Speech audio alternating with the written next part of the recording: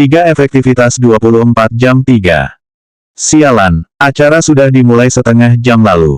Kenapa Leng Xicheng baru muncul saat ini? Selain itu, wanita yang berdiri di sampingnya, memegang tangannya, adalah pacarnya yang jadi gosip panas, Chen Wenji, kan?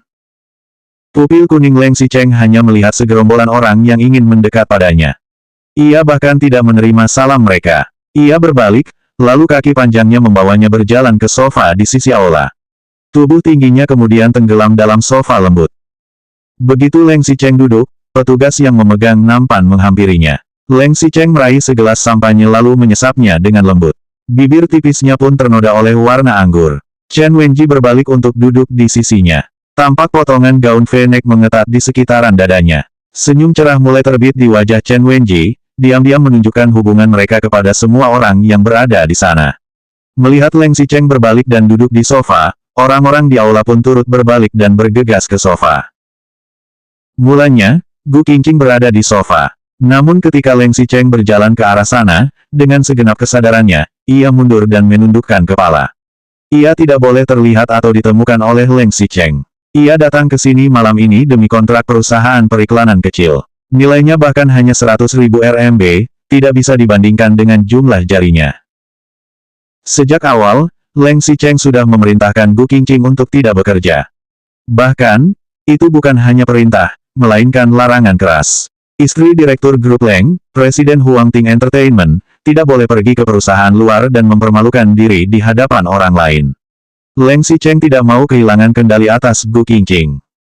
Gu Qingqing melangkah mundur, tetapi orang yang berada di belakangnya ingin menerobos ke depan. Satu orang keluar, kemudian satu orang masuk lagi. Ia tidak tahu siapa yang tidak sengaja mendorongnya. Karena Gu Qingqing tidak berdiri dengan cukup kokoh, ia hampir jatuh di lantai. Panik, ia pun meraih sandaran tangan di tepi sofa. Setelah menstabilkan diri, pergelangan tangan Gu Qingqing tiba-tiba terasa sakit.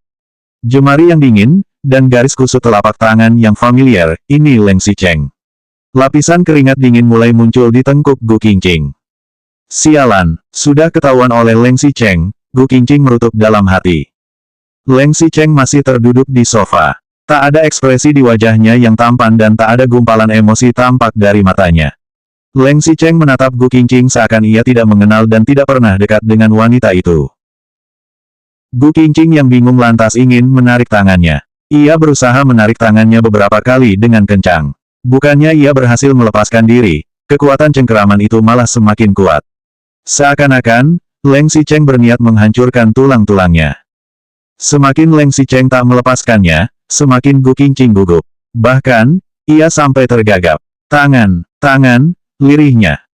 Khawatir, Gu Qingqing berusaha sekuat tenaga untuk membebaskan tangannya dari cengkeraman Leng Xicheng. Namun tanpa diduga, Leng Xicheng tiba-tiba melepasnya sekaligus menariknya terlalu kuat. Gu Qingqing mengambil 2 langkah mundur hingga terhuyung.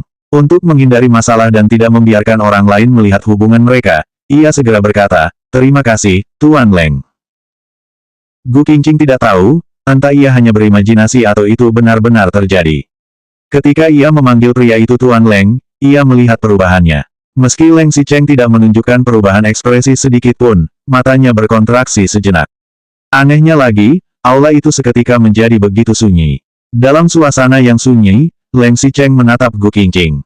Mata Leng Xicheng yang dalam seperti sedang mengumpulkan emosi. "Tuan Leng," ulang Gu Qingqing. Meski sambil tertawa ringan, mata Leng Xicheng hampir tak bisa menyembunyikan bayang-bayang gelap. Kata demi kata, ia berujar, "Nona, kamu terlihat familiar. Pernahkah kita bertemu?" Bab 4. Efektivitas 24 jam 4. Gu Qingqing kian menjadi gugup. Kalut karena cemas, ia menarik tangannya terlalu keras. Ditambah lagi, ia menghabiskan malam sebelumnya dengan Leng Xicheng sehingga tubuhnya masih sangat letih. Begitu ia berhasil membebaskan diri, kakinya yang tidak berdiri dengan cukup kokoh membuatnya terhuyung hingga mundur beberapa langkah. Sekarang, Gu Qingqing hanya takut tatapan semua orang akan tertuju padanya. "Tidak, kita bertemu untuk pertama kalinya."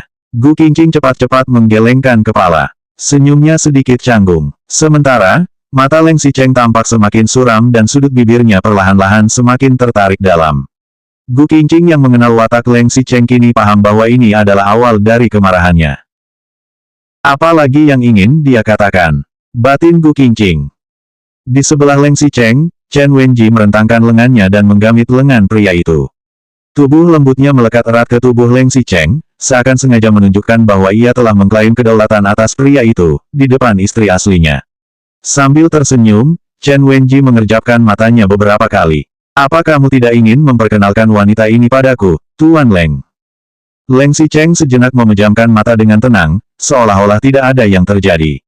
Setelah beberapa saat, barulah ia membuka mata. Suaranya terdengar sangat dingin saat ia menjawab, apa kamu tidak mendengar perkataannya? Dia orang asing. Setelah itu, Leng Xicheng tampaknya benar-benar kehilangan minat terhadap Gu Qingqing. Terdorong-dorong karena orang lain, diajak berbicara dengannya, tetapi kemudian malas untuk dipandangnya lagi. Gu Qingqing sudah seperti butiran debu di mata Leng Xicheng. Jangankan merepotkan diri untuk memperhatikannya, melihatnya saja tampaknya terasa berlebihan. Ketidakpedulian Leng Xicheng membuat orang-orang di tempat itu turut kehilangan minat terhadap Gu Qingqing. Kini tak ada lagi yang meragukan hubungan mereka. Tidak ada yang menduga, gosip mengenai istri asli Leng Xicheng ternyata benar. Bahkan, wanita itu ada di depan mata mereka. Gu Qingqing diam-diam mundur. Tidak ada seorang pun di koridor dan perasaan dingin tadi juga telah mereda. Ia bisa menghirup udara segar. Rasa sesak yang menyebalkan juga menghilang dari dalam dadanya.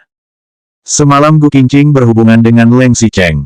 Kemudian, malam ini ia datang untuk membicarakan urusan kerjasama. Tubuhnya lemas. Hatinya seperti diikat dengan batu lalu dilempar ke sungai hingga tenggelam, terus tenggelam, dan semakin tenggelam. Sejak menikahi Leng Xicheng 3 tahun lalu, Gu Qingqing sudah seperti burung dalam sangkar. Bukan jenis burung yang disayang atau dihargai, melainkan sekadar seekor burung yang menjijikkan. Apa yang dikatakan orang-orang tidak salah, karena ia sendiri merasa tidak layak bersanding dengan Leng Xicheng. Ayahku tukang mabuk dan main judi. Ibuku pengasih. Kakakku menganggur sepanjang hari. Jika ini tidak terjadi, mana bisa aku menikah dengannya? Dalam hidupku, tidak akan pernah, begitu pikir Gu Qingqing. Mungkin, suatu hari Leng Xicheng akan membenci Gu Qingqing. Ia akan meninggalkan Gu Qingqing tanpa rasa kasihan, lalu menikahi istri yang sederajat dengannya. Bahkan jika nanti tidak diceraikan pun, Gu Qingqing juga tidak akan bertahan. Pernikahan mereka lebih seperti lelucon, itu yang Gu Qingqing pelajari sejak menikah. Ia tidak memiliki penghasilan sama sekali dan tidak diizinkan untuk pergi bekerja. Ia tinggal di rumah mewah dengan makanan tercukupi, tapi miskin seperti pengemis.